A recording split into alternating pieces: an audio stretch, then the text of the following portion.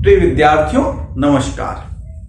आज हम आपके सामने आपके मांग और सुझाव पर अपने विषय को परिवर्तित करते हुए सिविल सेवाओं में पूछे गए कुछ प्रश्नों को लेकर के उपस्थित हुए हैं, जिसका संबंध भारतीय राष्ट्रीय आंदोलन से है। प्रिय विद्यार्थियों, ये जिन प्रश्नों की चर्चा हम आपके सम्मुख करने चल रहे हैं, ये सारे प्रश्न आईएएस, पीसीएस और लोअर सबऑर्डिनेट की परीक्षाओं में पूछे गए थे। मैंने उन्हीं को कुछ क्रमबद्ध किया और आपके सम्मुख प्रस्तुत करने का एक प्रयास किया है। आइए हम देखते हैं इन प्रश्नों को। विद्यार्थियों, पहला प्रश्न है कि कौन सा ऐसा वायसराय था जिसके कार्यकाल में गलाघोटू अधिनियम, कौन सा अधिनियम? गलाघोटू अधिनियम के रूप में दमनकारी अधिनियम बनाया गया। कौन सा, क्या करा? ऐसे वायसराय का क्या नाम है जिसके कार्यकाल में एक दमनकारी अधिनियम बना जो गलाघोटू था? ये आईएएस का प्रश्न था कि गलाघोटू अधिनियम जो दमनकारी अधिनियम था, ये किसके कार्यकाल में बना? उस वायसराय का नाम क्या है? तो आप सब जान गए होंगे किस वायसराय की चर्चा कर रहा हूं। लॉर्ड लिटन की, क्योंकि लॉर्ड लिटन की नीतियां कैसी थी? दमनकारी नीति थी। तो कौन था? लॉर्ड लिटन। लॉर्ड लिटन, इनका कौन सा काम? Vernacular press act. कौन सा एक्ट को गलाघोटू कहा गया? Vernacular press act 1878। किसने बनाया? लॉर्ड लिटन ने बनाया। इस एक्ट को, वर्नाकुलर प्रेस एक्ट को, एस.एन. बनर्जी ने कहा था कि ये तो जैसे आकाश से वज्रपात हो रहा है। आकाश से क्या हो रहा है? वज्रपात। एस.एन. बनर्जी ने कहा ये जो वर्नाकुलर प्रेस एक्ट है 1878 का, बच्चों इसको बनर्जी कहते हैं आकाश से वज्रपात के समान है। किसके समान है? आकाश से वज्रपात के समान है। किसने कहा? एस.एन. बनर्जी ने कहा। दूसरा, मुस्लिम लीग ने जो सीधी कार्यवाही दिवस मनाई, किस तिथि को मनाई? 16 अगस्त 1945 को। मुस्लिम लीग ने सीधी कार्यवाही दिवस कब मनाया? 16 अगस्त 1945 को। इसका उद्देश्य क्या था सीधी कार्यवाही दिवस का? ये मैं प्रीवियस आईएएस में पूछा था। इसका उद्देश्य था पाकिस्तान की मांग को उभारना। सीधी कार्यवाही दिवस 16 अगस्त 1945 को मुस्लिम लीग ने मनाया और इसका उद्देश्य था पाकिस्तान के मांग को उभारना। बात आई होगा आपको समझ में। तीसरा प्रश्न आया था कि अनुसूचित जाति की संकल्पना, आईएएस का प्रश्न था ये, कि अनुसूचित जाति की संकल्पना का उद्गम कहां से होता है? प्रश्न समझिएगा। अनुसूचित जाति, शेड्यूल कास्ट की कॉन्सेप्ट कहां से आता है? अनुसूचित जाति की संकल्पना का उद्गम, emergence, concept of the scheduled caste या emergence of the concept of scheduled caste. अनुसूचित जाति की संकल्पना का उद्गम कहां से होता है? यह आईएएस का प्रश्न था। यह होता है गवर्नमेंट ऑफ इंडिया एक्ट 1935। अनुसूचित जाति की संकल्पना का उद्गम गवर्नमेंट ऑफ भारत शासन अधिनियम 1935 के अंतर्गत अनुसूचित जाति आदेश 1936 से होता है। यानी अनुसूचित जाति आदेश 1936 से ये अनुसूचित जाति की संकल्पना का उद्गम होता है। बात समझ में आई होगी। अनुसूचित जाति की संकल्पना का उद्गम कहां से है? गवर्नमेंट ऑफ इंडिया एक्ट 1935 के अंतर्गत अनुसूचित जाति, अनुसूचित जाति क्या? अनुसूचित जाति आदेश 1936 से होता है। एक प्रश्न है, सुमेलित करना था, ये हमने कर दिया है सुमेलित।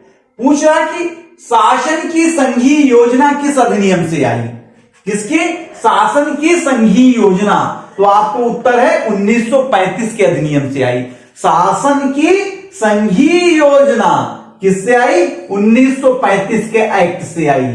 प्रांतों में द्वैध शासन, प्रांतों में द्वैध शासन किससे आया? 1919 के एक्ट से आया। सांप्रदायिक प्रतिनिधित्व 1909 के एक्ट से आया। और कठोर केंद्रीकरण 1861 के भारतीय परिषद अधिनियम से आया। आप देखिए कौन? शासन की संघीय योजना कहां से आई? 1935 के अधिनियम से आया। प्रांतों में द्वैध शासन कहां से आया? 1919 के भारत शासन अधिनियम से आया। सांप्रदायिक प्रतिनिधित्व कहां आया? 1909 के एक्ट से आया। कठोर केंद्रीकरण कहां से आया? 1861 के एक्ट से आया। ये भी आप सुमेलित करना था, ये सुमेलित है।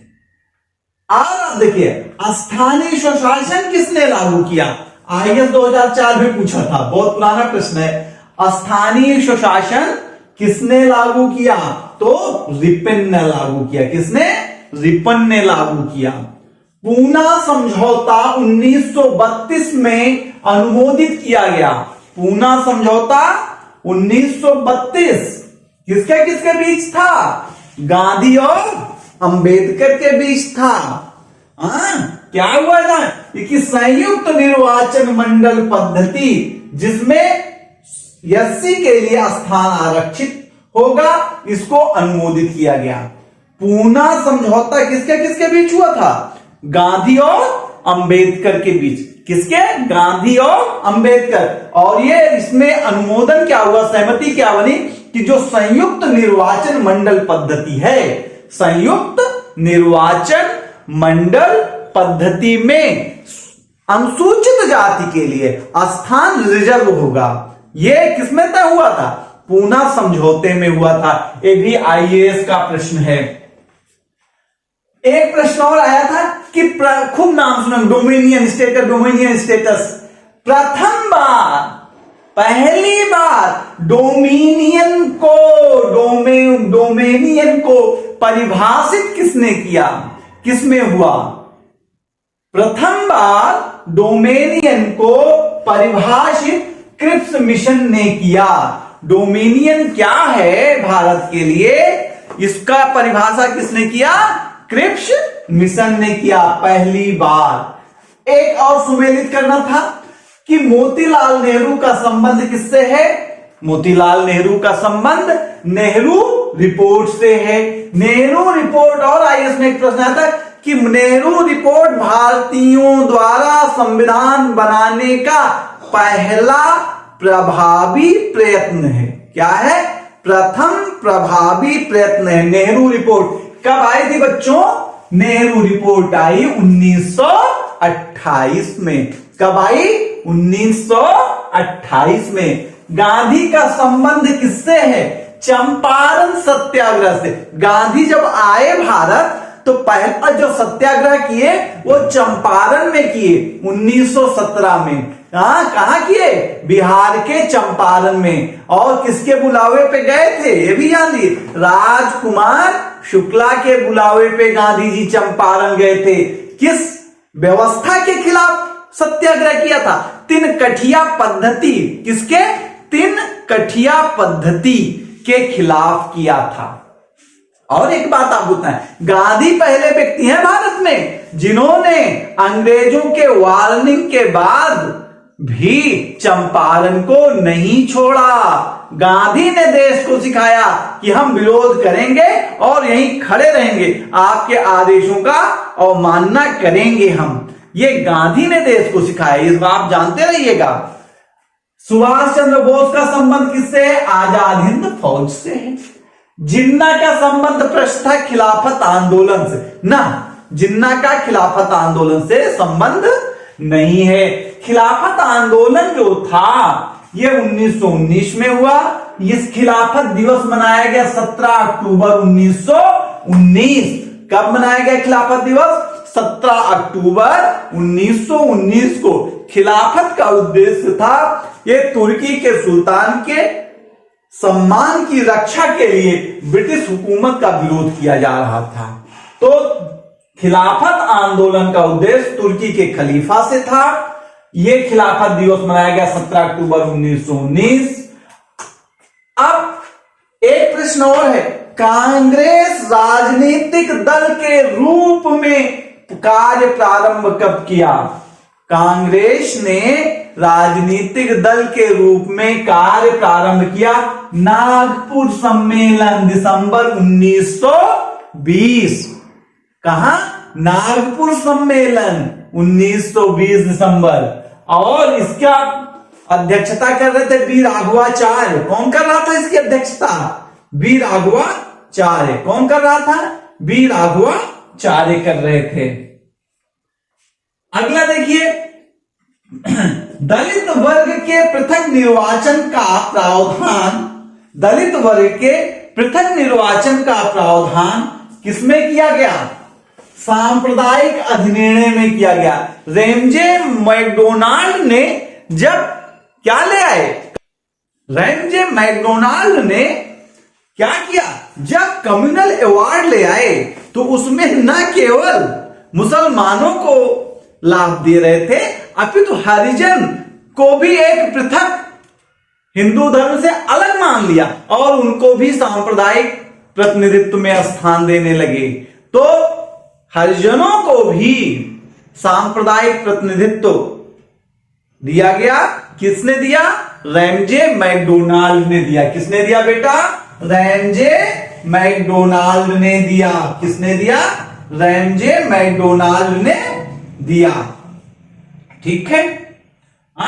निर्वाचन अब ये दलित वर्ग सामुदायिक कब दिया? 16 अगस्त 1932 को। कम्युनल अवार्ड कब आया? 16 अगस्त 1932 को आया। 16 अगस्त 1932। एक प्रश्न ये पूछा जाता है कि साइमन कमीशन का बहिष्कार निम्नलिखित में से किसने नहीं किया? साइमन कमीशन का बहिष्कार किसने नहीं किया? हिंदू महासभा ने साइमन कमीशन का बहिष्कार हिंदू महासभा ने किया था। मुस्लिम लीग ने साइमन कमीशन का बहिष्कार किया था।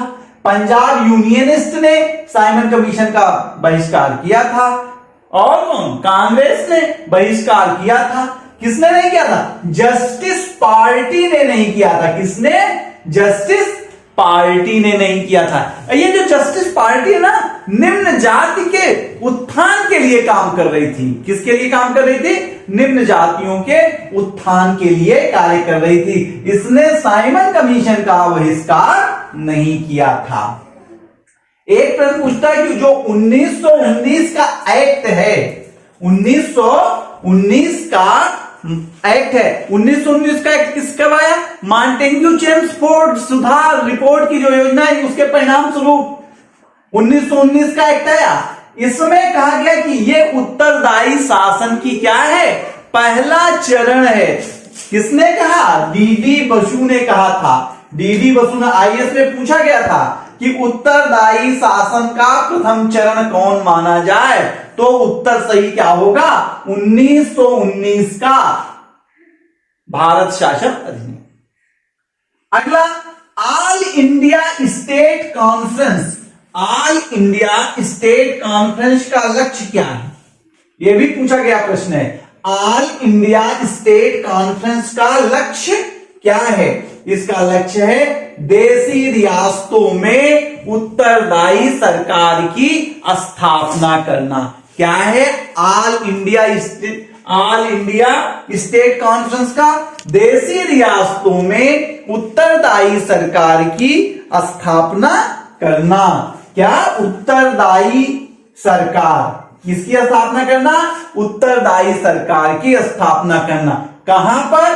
देशी रियासतों में। कौन चाहता है? All India state conference. All India state conference का लक्ष्य है देशी रियासतों में उत्तरदायी शासन की स्थापना करना। और फिर आगे देखिए, government of India act 1935।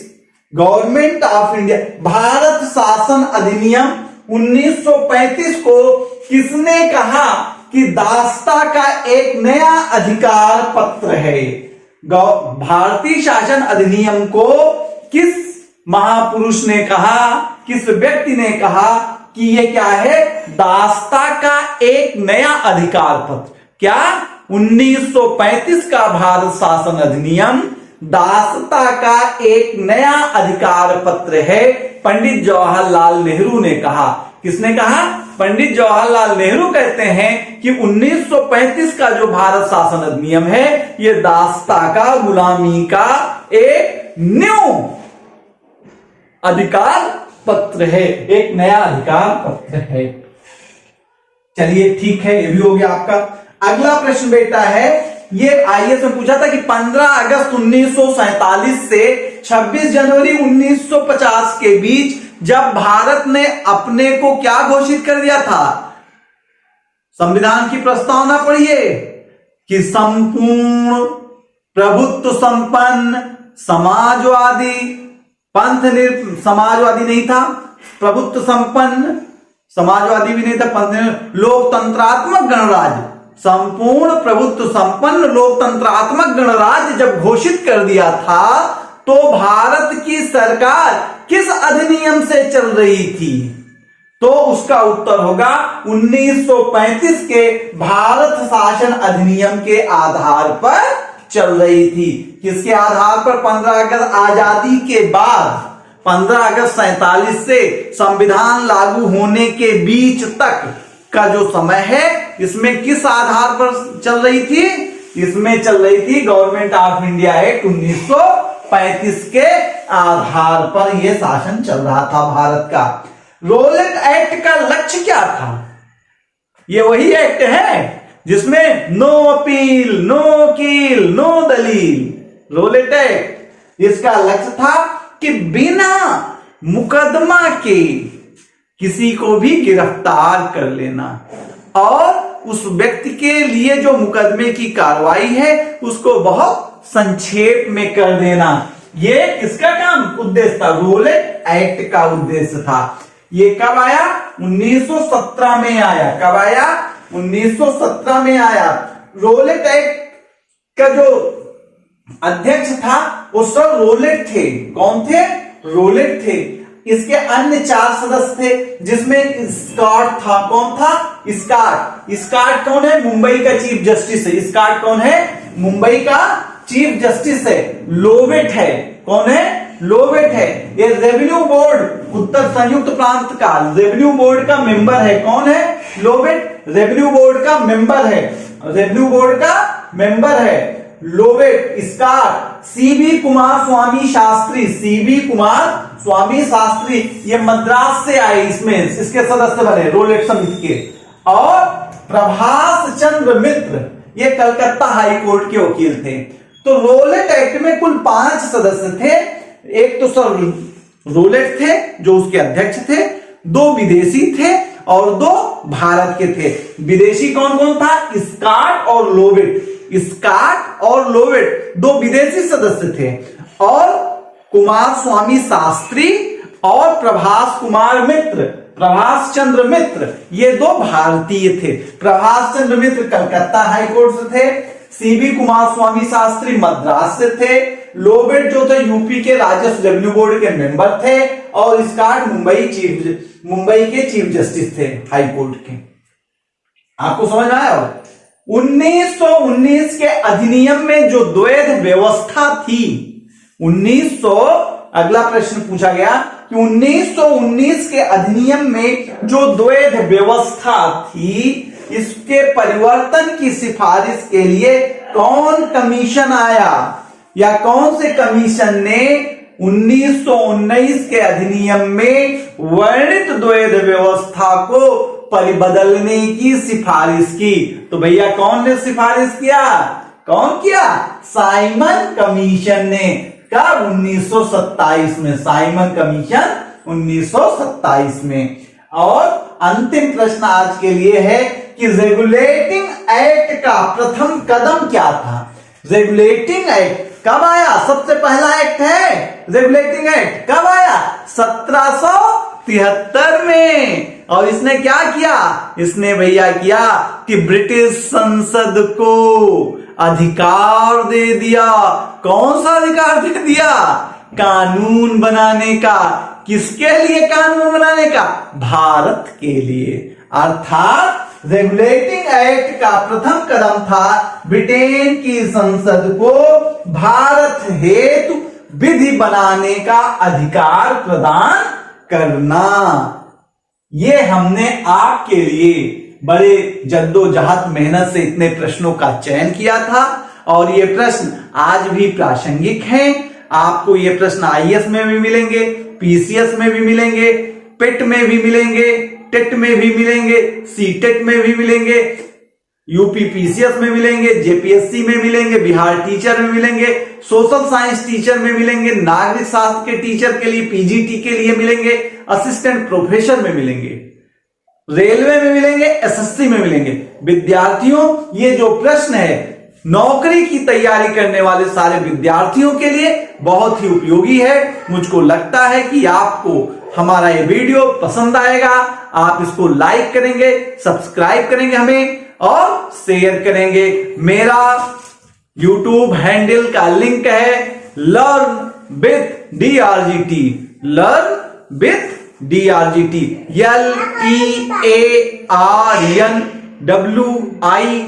LEARNWITH DRGT और बिना स्पेस के ये लिखेंगे और गौरव त्रिपाठी, डॉक्टर गौरव त्रिपाठी का YouTube चैनल खुल जाएगा और आप हमारे साथ पढ़ सकते हैं भारत का राष्ट्रीय आंदोलन और भारत का राज्य व्यवस्था। हम आपको ले चलते हैं अगले वीडियो में कुछ प्रश्नों के साथ फिर भारत की राज्य व्यवस्था की ओर। Thank you, thank you, thank you.